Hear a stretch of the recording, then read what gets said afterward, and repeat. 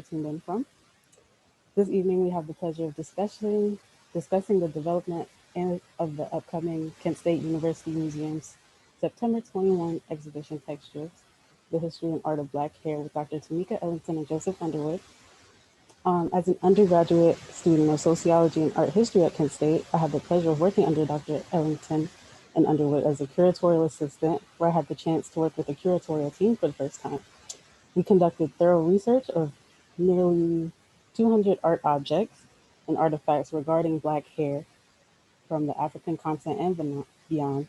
Not only that, but I had the chance to engage with local communities along with my fellow curatorial assistants, and I interviewed barbers, beauticians, and salon owners all across Ohio.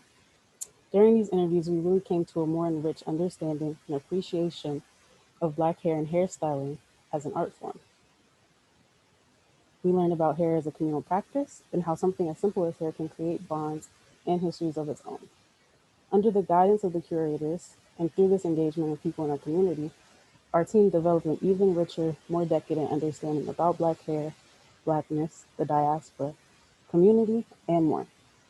The intention of today's discussion is to be an introduction to the exhibition opening in the fall and aims to really showcase how the project evolved. With that said, here's a little overview of how this presentation will proceed and who you can look forward to hearing from today. After an acknowledgement from painter and educator Moima Furtado, who also happens to be the First Lady of Kent State University, and an introduction from Dean Crawford Spinelli, Drs. Ellington and Underwood will give a short presentation about their project, followed by a conversation that explores what exactly inspired this landmark project. Later, they'll be joined in conversation today with Dr. Afiya Mbilishaka, who has offered brilliant contributions to the Hirmer Press published catalog and who is a hairstylist as well. Now, if everyone could please be sure to mute their microphones and feel free to post questions in the chat for the discussion portion of the show, we can get started. I hope you enjoy this evening, and I'll see you this September when we gather to experience textures. Bye.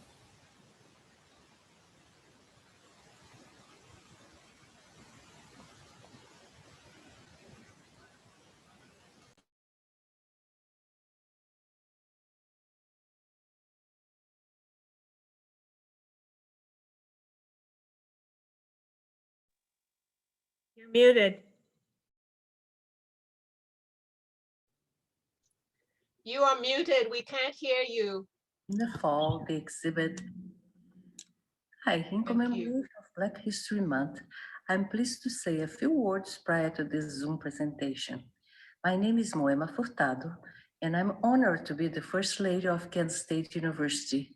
It is with excitement that the Kent State University Museum will feature in the fall the exhibit Textures, the History and Art of Black Hair, co-curated by Dr. Tameka Ellington and Dr. Joseph Underwood.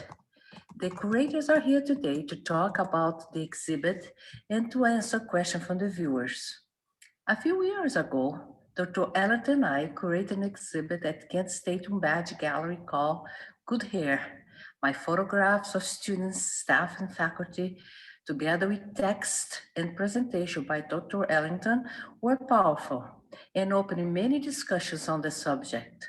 I'm happy that this project moved forward and that Textures explore further the history of art of Black hair, showcase artifacts and works of more than 50 artists. I would like to congratulate Sarah Rogers, the Kent State University Museum Director, for hosting this exhibit. Wishing you well, and I hope to see you soon in person at the museum.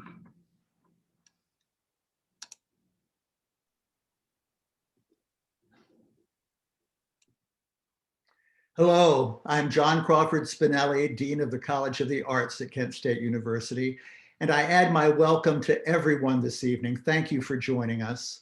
And it's now my pleasure to introduce the co-curators of the Textures exhibition. Dr. Tameka Ellington is Associate Professor of Fashion Design at the Kent State University School of Fashion and Interim Assistant Dean for the College of the Arts. Her creative scholarship is inspired by African art and folklore, and she publishes research in the discipline of social psychological aspects of dress for African Americans and other minorities, such as people with disabilities. Her publications on Black hair have reached national and international recognition via peer-reviewed journals, as well as dress and culture encyclopedias. Her anthology, entitled Navigating the Black Hair Phenomenon in a White World, will be released this spring. And Dr. Joseph Underwood is Assistant Professor of Art History at Kent State and is a scholar and curator whose research focuses on artists from the African continent and the diaspora. As an art historian of the modern and contemporary periods, his projects focus on the mid to late 20th century. Since his arrival at KSU, he has curated the exhibition, The View from Here, Contemporary Perspectives from Senegal, that traveled to the 2018 Dakar Biennial. Joseph was also just named recipient of the 2020 Andy Warhol Foundation Arts Writers Grant. Tameka and Joseph, please begin by sharing how this exhibition came about.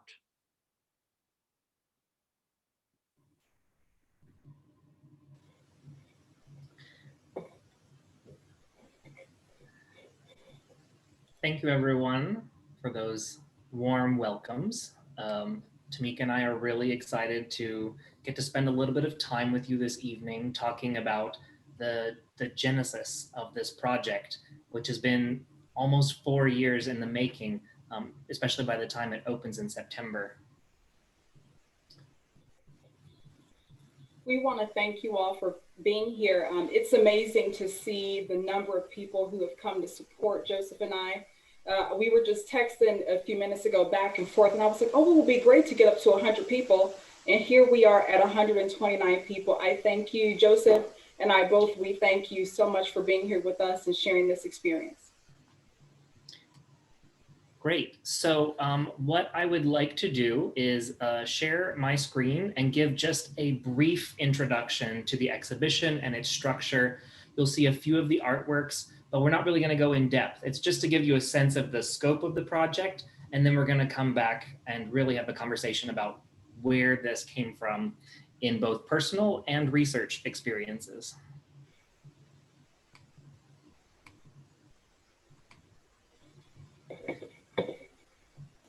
So most exciting is that after a delay because of the pandemic, we are opening this September instead of last year, and we're really excited to have it up through the entire academic year. So feel free to join us in Ohio if you can make it. The structure of the exhibition is broken down into 3 large themes. And what's really novel about this exhibition is that it is the first in over a decade to address not just Black hair, but Black hair as it is manifested across so many different realms. Things like fine art, yes, but also visual culture, artifacts, material culture.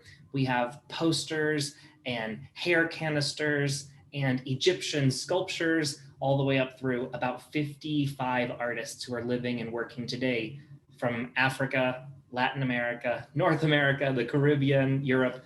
It's really a broad perspective. So the theme is broken down into 3 different sections. You can see them on the screen there: community and memory, hair politics, and Black joy. I'm just going to give you one kind of snippet of each one of those things.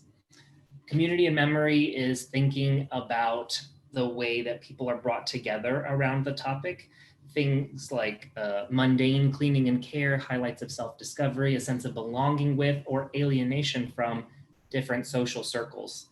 And so we have a range of artifacts and artworks, which again, we'll talk about more in other presentations and programming, but otherwise you kind of just have to check it out in the book or come see the show. The second category is hair politics. Black hair has become and remains an unavoidable visual signifier. It's been in different conversations where that hair gets leveraged or disdained or celebrated or scrutinized.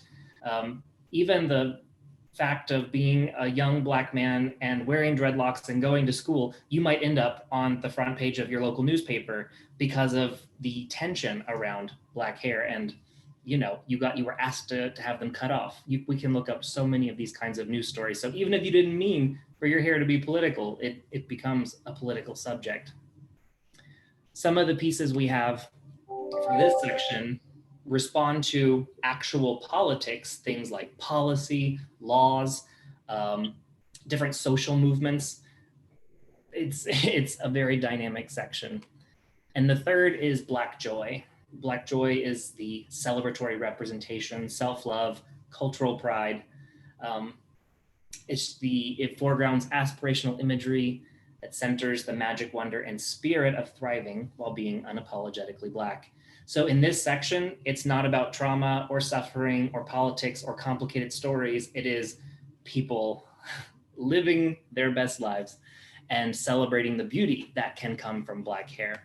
So we have a lot of different artists and kind of cultural actors, people like Madam C.J. Walker, Dr. Willie Morrow, really pioneers who helped shape this industry, along with some really exciting artists like Kehinde Wiley, who you might know because he painted President Barack Obama's official portrait. So just a whole range of things.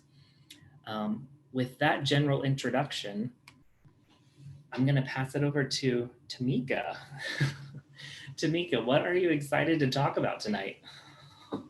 Well, you know, we're here to talk about the conceptualization, so how it came to be. And, you know, this has been my, you know, research that I've done ever since I came to the Academy. And it's been something that's been with me for many, many years, growing up as a Black female.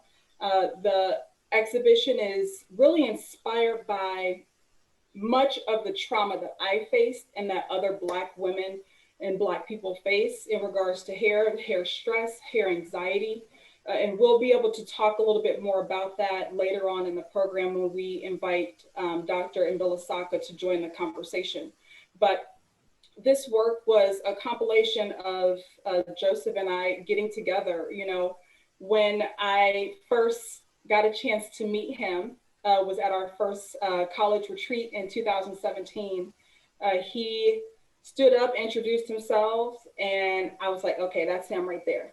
That's who I want to be a part of this exhibition with me, because I need, you know, an amazing, amazing person to work with. And, you know, based on his, you know, CV and all that, you know, from when he first came to Kent, all the things that he's accomplished, I knew he was going to be the perfect person to work with me on this. And I think collaboration is a great point to even start this conversation tonight, because I think people get kind of tripped up into thinking collaboration is almost like a 50-50. It has to all be exactly spelled out. This is yours, this is mine. And I think both of us have a very open spirit about these things. She walked over after that first meeting and was like, you don't know me, but I have this idea. I've wanted to do an exhibition about Black hair. Can we sit down? And I was like, I pulled out my planner and I was like, yep, where's your office? You know, which building are we in? Let's go meet and talk about it. And so it's been 3.5 years, if you can believe it, of conversations already about this topic and getting this off the ground. And what we've done is we've pulled together what is the largest loan exhibition in this museum's history. There's almost 90 lenders from multiple continents. It's over 200 objects, ranging from Egyptian artifacts to pieces that are made for this exhibition that we commissioned from contemporary artists. It's pretty incredible now that I'm sitting and thinking about it, that this finally kind of somehow congealed into a project. But it really wouldn't have started without your personal experiences, Tameka. And so the first question I want to pose to you is based on your essay for our exhibition catalog. It's available now for anyone who hasn't seen it, but it has 6 essays in the beginning, in addition to all of the artworks, and there it is. And in your essay, Tameka, it is so personal. I love the way you structured it, where you said hair trauma number 1, hair trauma number 2. For people who haven't read it yet and just need some of that personal background, can you tell us some of these hair traumas and how they, we'll get to how they informed your research later, but just like, let's center your experience for a minute. You know, as a Black woman, as a brown-skinned Black woman with kinky curly hair, you know, over the years, I have learned based on whatever societal, the society's depiction of beauty, what that is. I found out that I didn't quite fit into that. And a lot of Black women didn't fit into that. We were being still continually forced to have to assimilate into whatever the, mainstream culture, had going on in regards to beauty. And I always fought against that, even though, when I was a young person, I used to have my hair straightened. I haven't had straight hair now since 1998. And it's been an amazing journey, and I will never go back to straightened hair just because I love who I am. And it was a journey of self-acceptance. As Dr. Underwood said, there are several hair traumas that I talk about in the book. One of those is, actually two of those hair traumas involves me losing my hair because of the harsh chemicals that we put on our hair.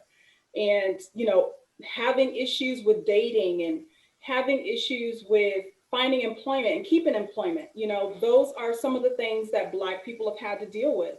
And that's, where this concept came from. I wanted to figure out a way to find out why society has such a contention with Black beauty and with Black hair. Yeah, the stories are really moving when you think about you being a teenager and you're trying to get this job at an amusement park and you're looking at the list of all the hairstyles you're not allowed to have as an employee. And all of them include these several natural ways that Black folk wear their hair. Mm-hmm. So how can you, who would you like to work here? It's built into some of the rules. So can you tell us now about how this became a research topic once you entered grad school and with your doctorate? What are some of the kind of studies you did or things you were looking at? Yeah, I started on this journey with researching Black hair when I was a master's student at Michigan State. I knew that there was not going to be any other topic that was going to mean as much to me. When I first started the journey, I was talking with my thesis advisor, and she said, whatever you choose, it needs to be something that you're really passionate about, that you won't won't mind spending the next 2 years you working on. And the only thing that I can think of that was that important to me and that close to me was, gaining a better understanding of Black people and their struggles, their triumphs with natural hair. And so that's how I started. My first presentation that I did was like maybe 2004. And I had one of the participants who just so happened to also be a professor. She helped, get me along in the process of what it means to be a research presenter.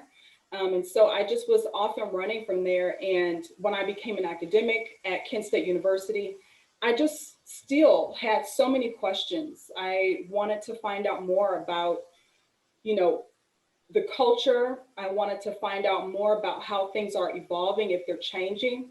And it was just a way for me to stay connected to my culture, stay connected to who I am as a Black woman. And so that's what got it started. Great, thank you.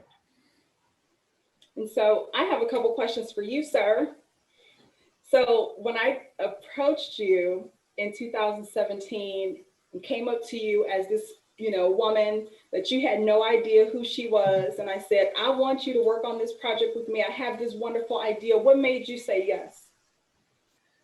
I think part of what is really important for part of my research and practice as both a scholar who writes and publishes, but also a curator, someone who thinks about public spaces, what kinds of stories get told, what kind of faces do you see on the wall?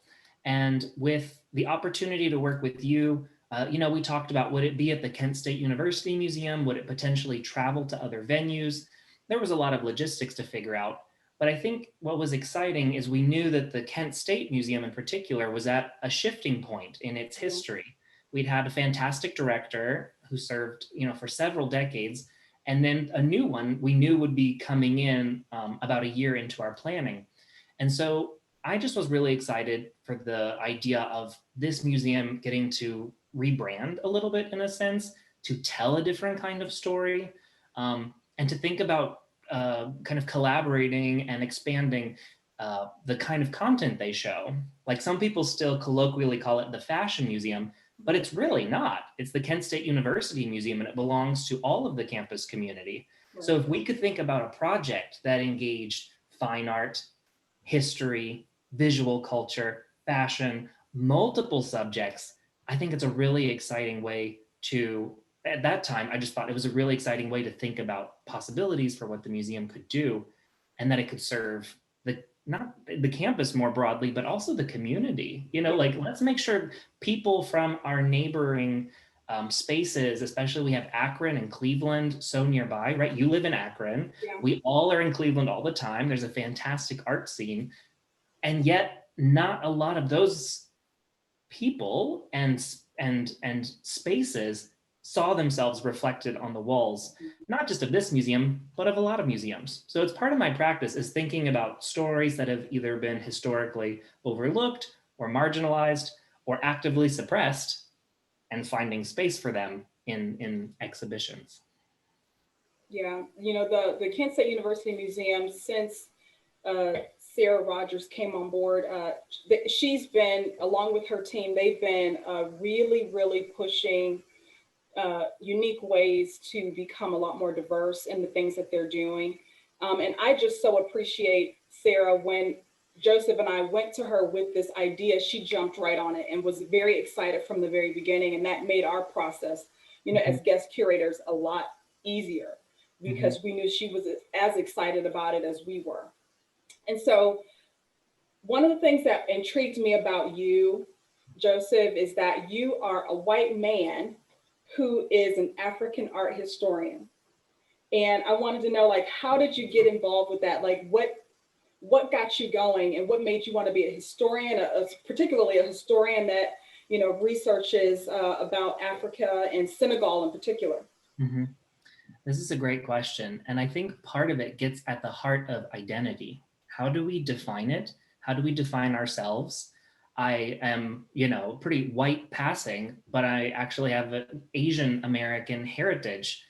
And when we think about diversity or alternative perspectives, you and I, we're not from like New England and like the art world and like that kind of moneyed history. I'm from Kentucky. I'm a Kentucky boy, So you've got this Asian American from Kentucky who went to West Africa actually as part of a independent study, because I was also a French major and I wanted to do something in the French speaking world. And it also aligned with my faith in a sense, because I was going over there as part of a Christian organization as well. So there's all these kinds of ways that we think about identity, that when I was deciding what to study in graduate school, I just was really frustrated, because I had done that independent study in Senegal. I came back to the US and I was trying to write a book. I was trying to write a paper, and I could find hardly any resources about Senegal. So I knew I wanted to be an art historian. And then I thought, do I want to write the 51st book on Van Gogh, or like the second or third book ever on Senegalese art? Like, what does the world need? What's missing in a library when a student goes and they're trying to find a book on a shelf? Like, what's missing? And so if I can contribute, that's part of where it came, this idea of minority or marginalized voices and art histories. And it was actually, when I was in grad student, I think I had, this little identity crisis, because you don't want to be another like white person speaking on behalf of Black people. And positionality became really important for me to figure out. And I had the honor of meeting Okwe Nwezer, who's this legendary Nigerian curator who's curated all over the world and very sadly passed away a couple of years ago. But I met him and I was like, am I taking up someone's spot? Am I part of the problem?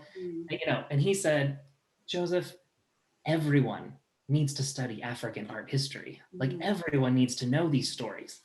And I think as long as you maintain a humility about it, right? And awareness of your positionality, you can bring so many things to the conversation. I want a Black curator to be an expert in Baroque art from, Italy. And I want a Hispanic curator to be a specialist in contemporary Chinese art. I think we bring very different perspectives to these things. And, but that being said, we can't dismiss the fact that there's been huge issues with representation in museums and the academy. And hopefully we're part of the generation of people who are making it space for these other voices to come into the narratives. Yeah, absolutely. I think one thing that might be interesting for people to know, because we've been organizing this for so long, what changed in the last 4 years? I think some people see this exhibition and they're like, wow, that's kind of trendy. You just had Black Lives Matter. So it's like, this is like a trendy response. And it's like, no, we've been working on this for years. We were working on this before some of this legislation passed. Like, in your perspective, what's kind of shifted from our original goals and putting this on to what it means now going up? When I first, thought about this idea, one of the things that was going on was the natural hair movement. And that actually started in the early 2000s. And that became a really big deal because it gave Black women a space to be able to learn how to accept themselves as Black women.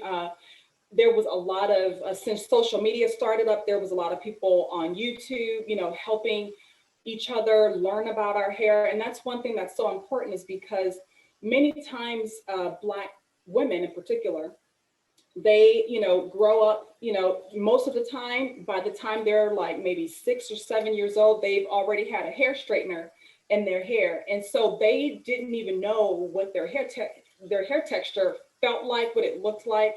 And so the natural hair movement became a way for people to explore themselves personally. And I thought I was just really intrigued by that. And so some of the research that I began doing was all around the natural hair movement. And since we started, there's been other, unfortunately, political, things that have come up. Now we have the Black Lives Matter movement, and dealing with still discrimination about Black hair. Within the last year and a half or so, California in July of 2019 came out with the Crown Act. They were the very first state, and then New York followed up right behind them, also in July of 2019, with legislation that really prohibits institutions, workplaces from discriminating against Black people because of their choice to wear their natural hair texture. And it's, for me, it's kind of like, why in the world do we still need to have this? Why can't, Black people just be Black people without being regulated? And sometimes because we're being regulated by outsiders, we're also regulating ourselves. And so, this topic is still relevant. We had a conversation last night with the Costume Society of America, and one of the questions that someone asked was, this topic, why are you calling it controversial? And it is controversial still. I mean, and it's unfortunate that it's controversial. Black women are still feeling as though they have to assimilate. There's still people getting fired from their jobs or not getting a job, or children being sent home from school because of their choice to wear a certain hairstyle, particularly a hairstyle that Black people would wear. And so, even though you and I started on this 4 years ago, there's been so much happening in the media, so much happening in our world that really gives us confirmation that this project was needed. Mm-hmm. I agree. And I'll mention one last thing, and then if Afiya, Dr. Mbilishaka, if you want to start jumping on and getting your mic on. The other thing that happened in just the last year is that the US military also changed their regulations around what kind of hairstyles are acceptable, locks, braids, etc. And in different functions. It's not all combat. Sometimes it's just when you're working the desk job, or if you're at a formal event, because previously, none of these traditionally Black hairstyles were on the list of what was acceptable. So it's interesting seeing it, like you said, legislation between a couple states, now the U.S. military has had a a policy shift. Mhm. Let's see if textures maybe even spark something in Ohio, or who knows. Well, I know for sure there is already people working towards developing legislation for Black hair discrimination. So I'm just hoping that, this exhibition will kind of help push them to get that up and going, even quicker. So yeah, is Dr. Mbilishaka on? Yes, I'm here. Greetings. Hello. You look so pretty. Oh, thank you. I had to have big hair for tonight. Yes, yes. And is that a necklace you have on? It's like a little fabric to put over the shirt. See, Yes. that's for you. I know I have to be Yes. fashionable. You look beautiful.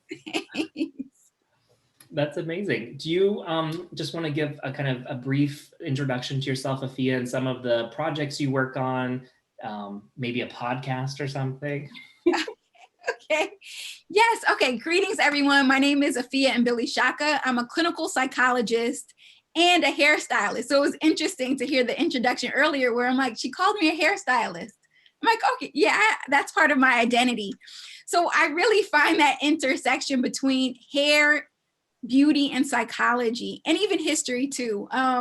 So I always loved hair.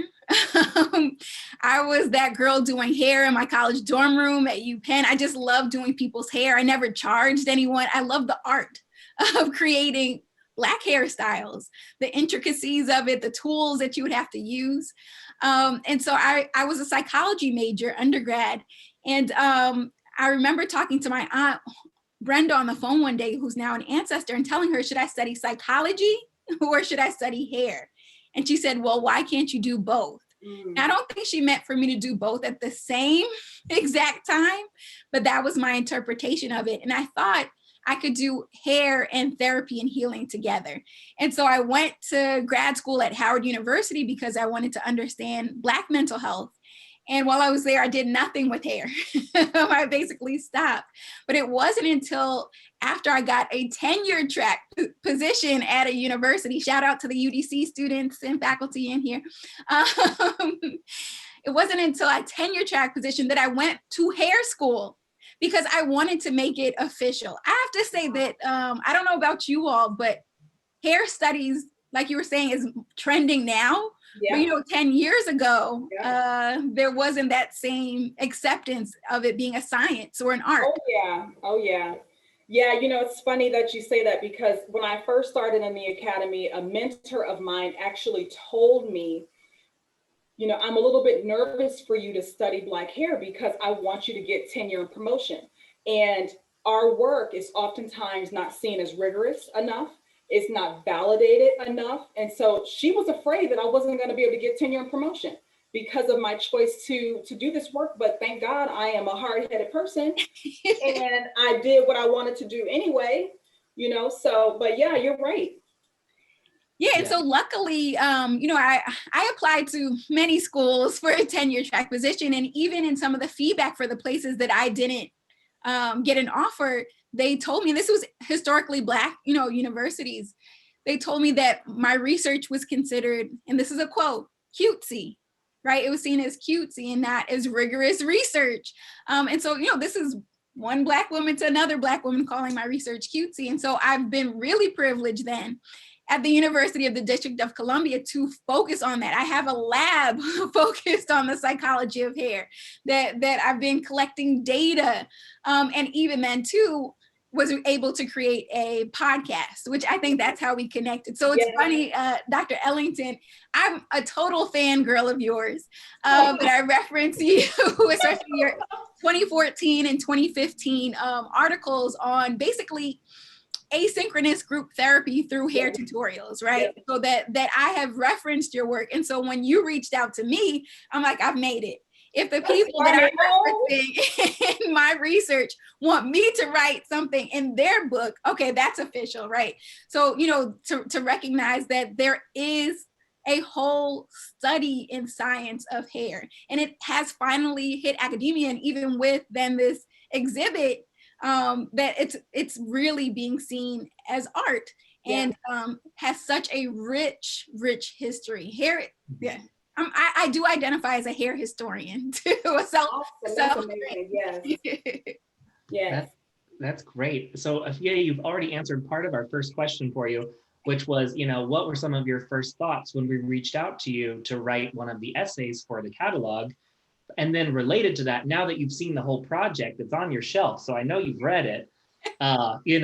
What do you see as the importance for this? Because it's not just like an art event. Like, you don't come from the art world background. You've got these other backgrounds. So what do you see as the value of this project?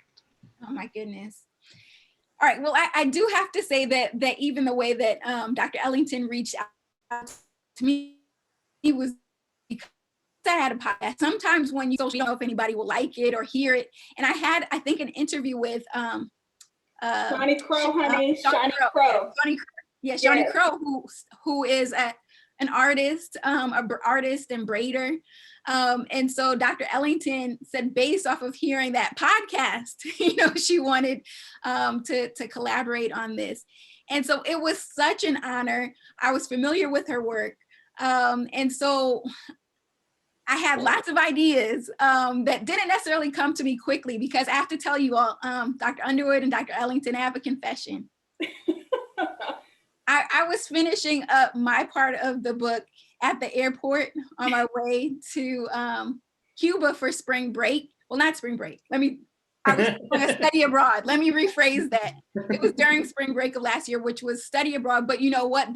When I came back, that's when COVID started. I never saw my students again. We were actually in Cuba, and I remember like handing out visas to them to get on board. I'm like, I have to send this manuscript. And so just even in the climate of like the beginning of COVID and just the creativity that went into but this transcends time, right? Hair, there have been other pandemics and hair has been away, and we've had to take care of our hair. But all right, I got too excited to answer the question, but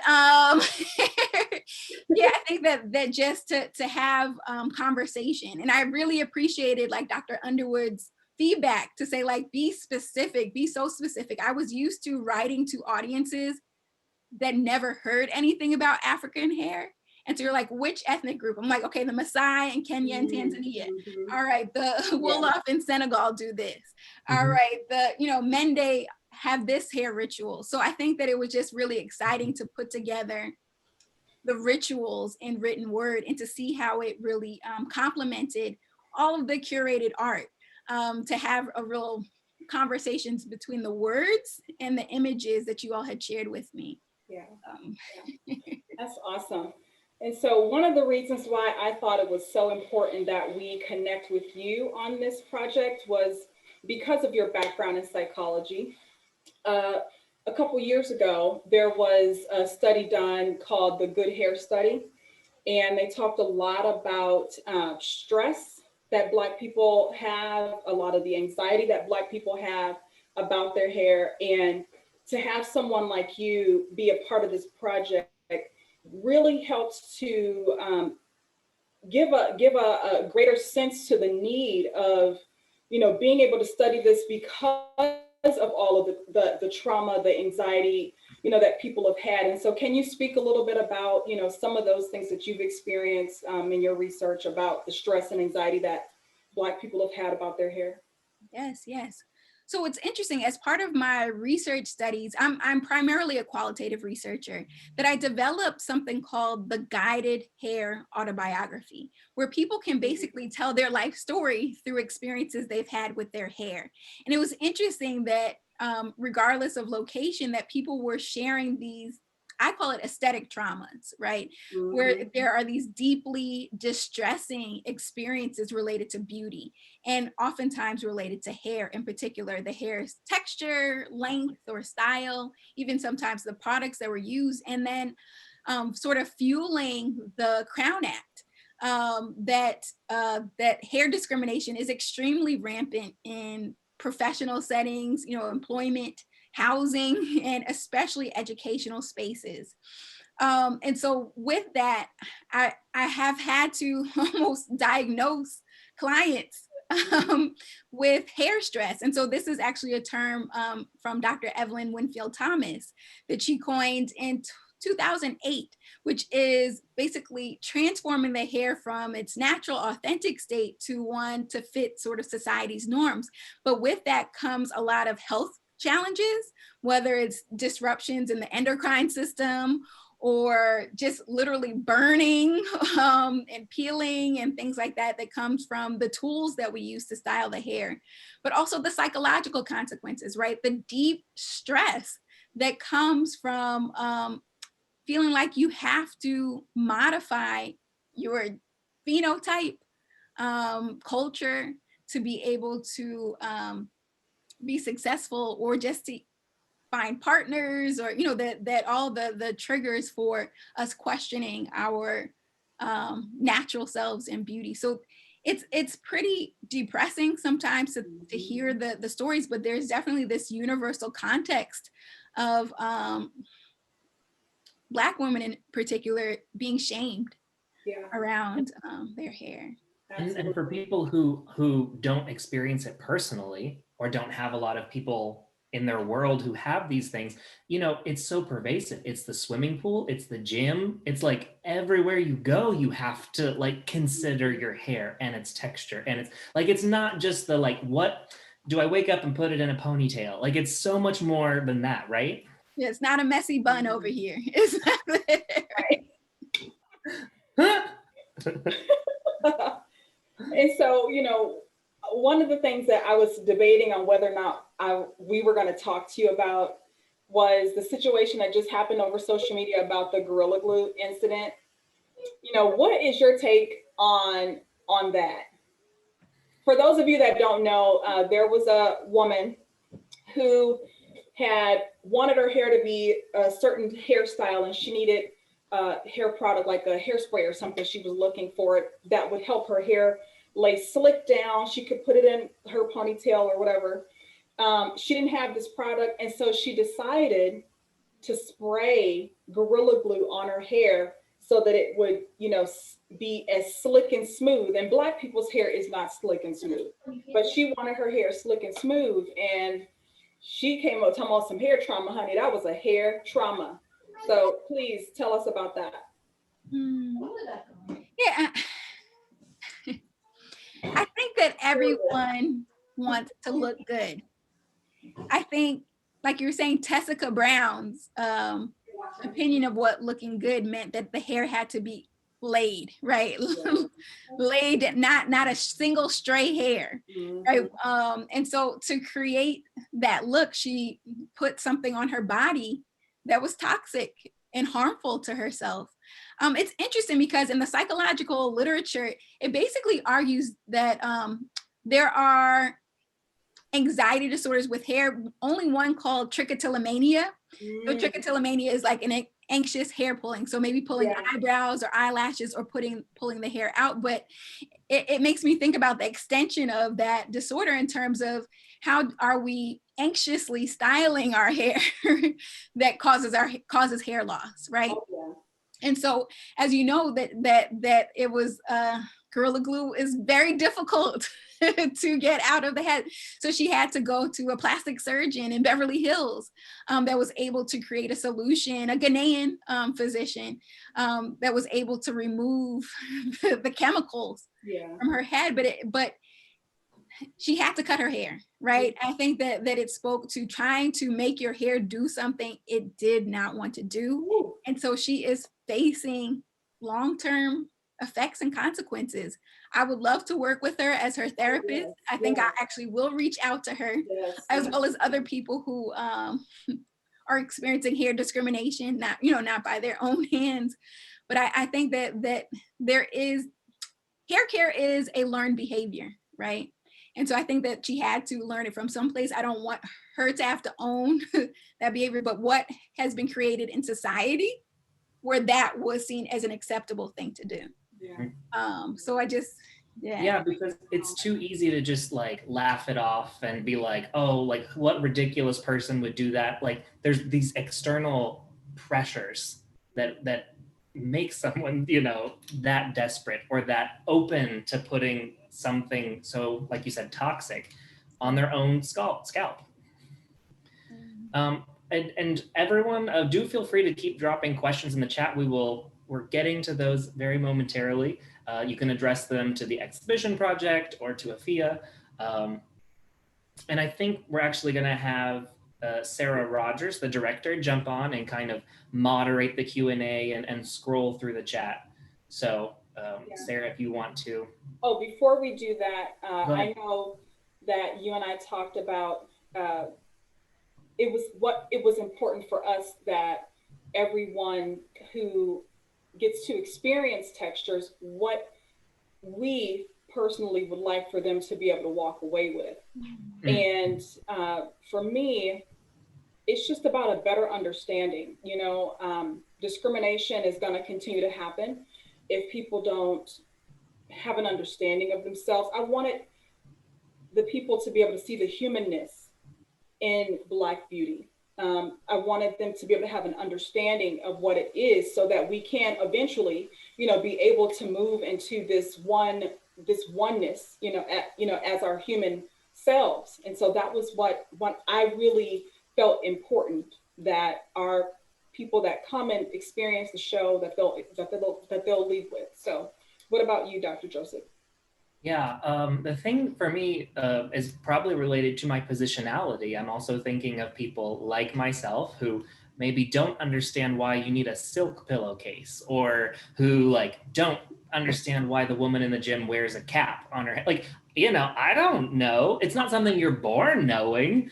And so I invite people who would see it and be like, oh, Black hair exhibition, that's like for Black people. I'm like, this is your perfect chance to be like a little uncomfortable. The exhibition is a very safe space to ask these questions and like try to learn about a position that is not your own. If I can do it, if my mom can do it, y'all can do it. Just show up, take something from it.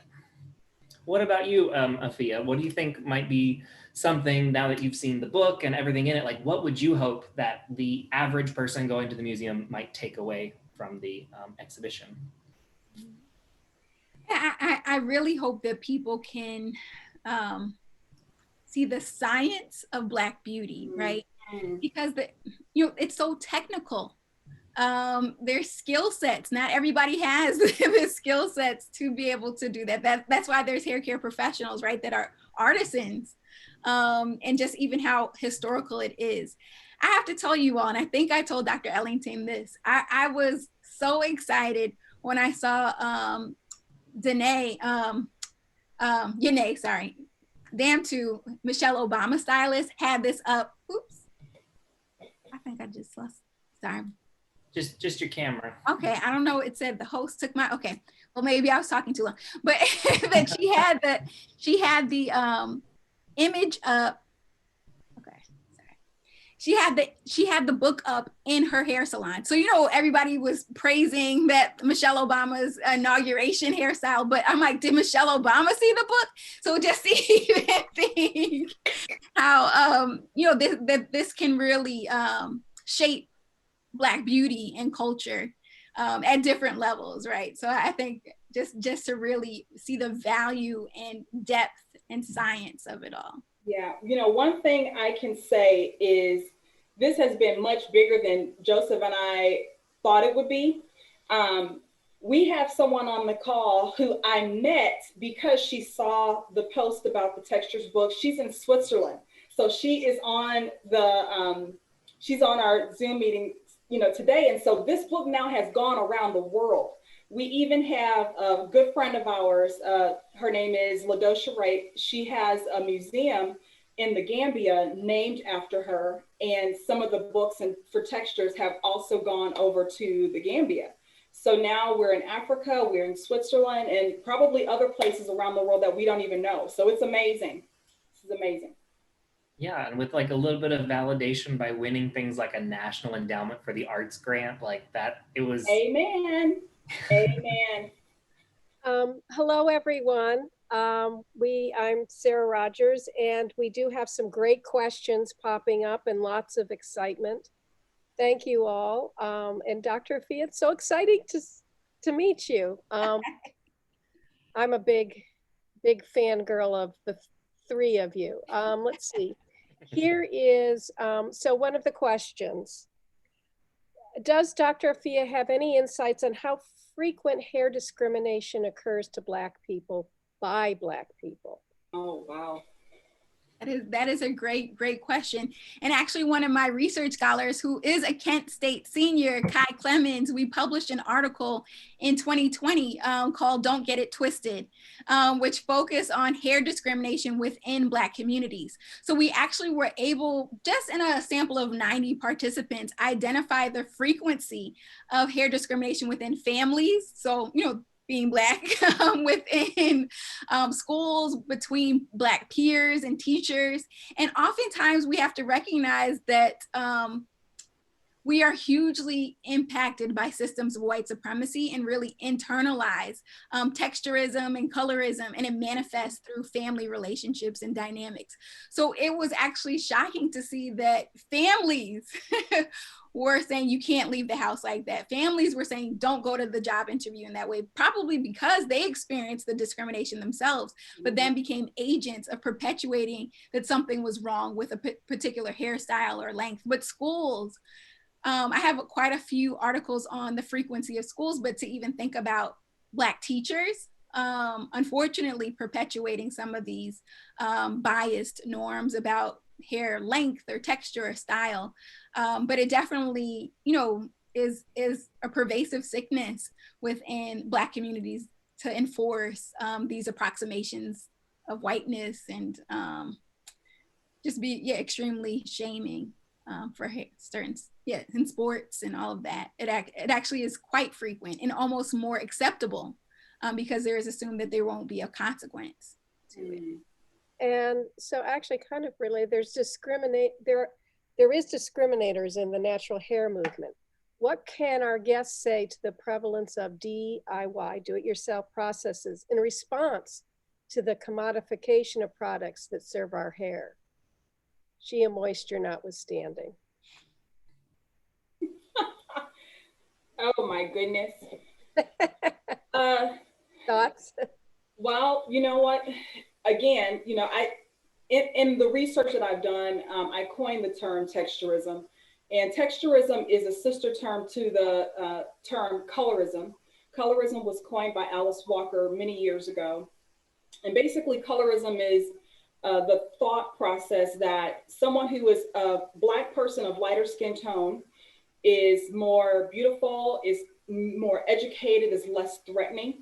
And the same goes for if you have a Black person, be a Black person with straighter hair texture, you are seen as more beautiful, you know, more intelligent, less threatening.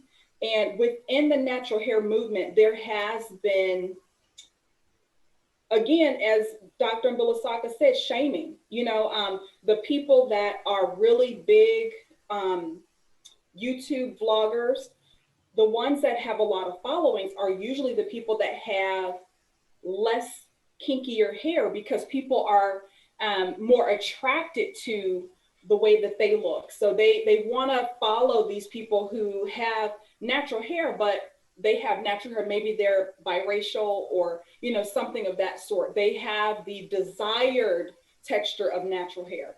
And so, you know, within that, you know, intercultural discrimination is still happening. I mean, we're still very much so brainwashed on what beauty is supposed to be. And so, you know, I don't know, I'm sure, Afiya, you have something to say about that.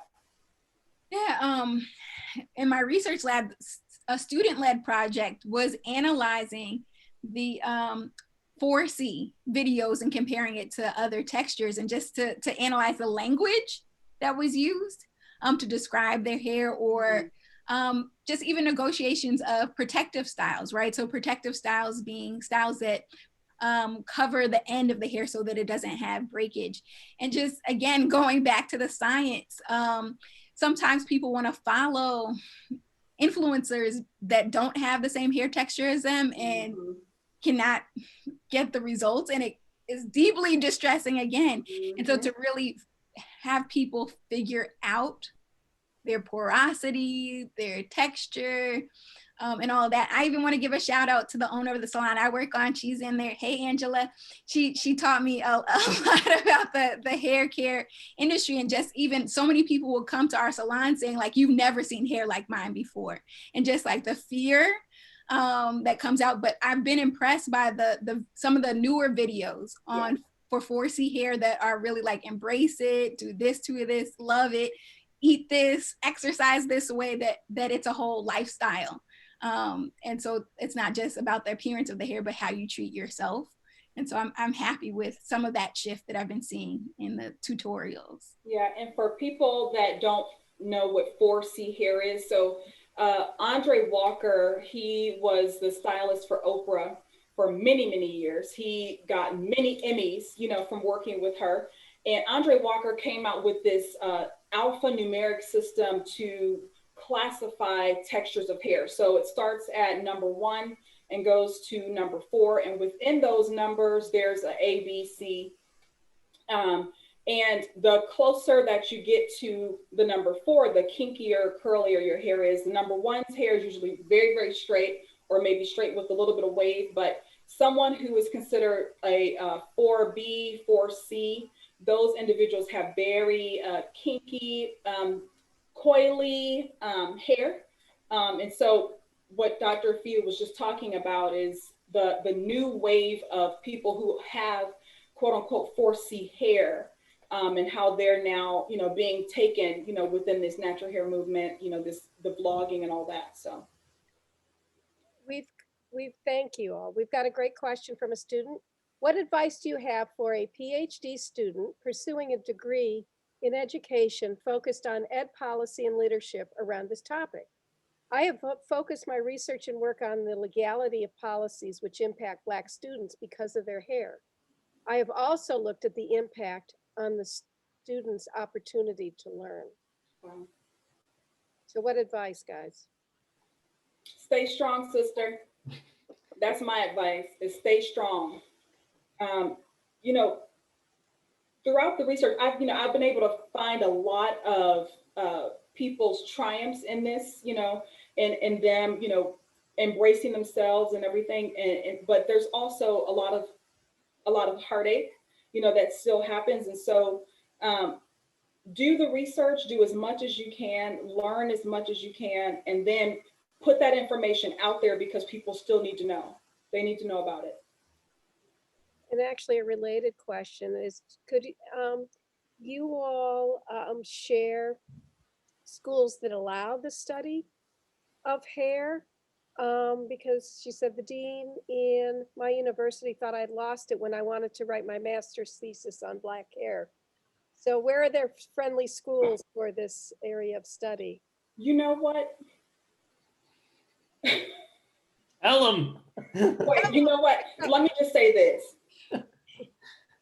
You cannot, if you really want to study Black hair, you cannot let anybody tell you that you cannot study Black hair. If it's something that's within your soul to do it, you do it. Like I said, many years ago when I first started out, my mentor, whom I love to death, told me, don't study Black hair because you won't get tenure and promotion. But if it's within your soul to do it, what I always say is do it and do it with excellence. Because when you do things with excellence, people can't say shit, right? So do it with excellence. Do it because you love it, but do it with excellence. I think we could also shout out some of the great researchers though that are around also at different universities. Like Ingrid Banks is a fantastic scholar who is actually one of the authors in our catalog. So, you know, that's a space you could study. Afiya or Tameka, I don't know if you know of other colleagues and schools you could kind of shout out. Cheryl Thompson is another big name. She just recently came out with another book about Black hair. I know she published a lot of articles also. So when I was doing my research, Cheryl Thompson was, you know, someone that I looked to quite often.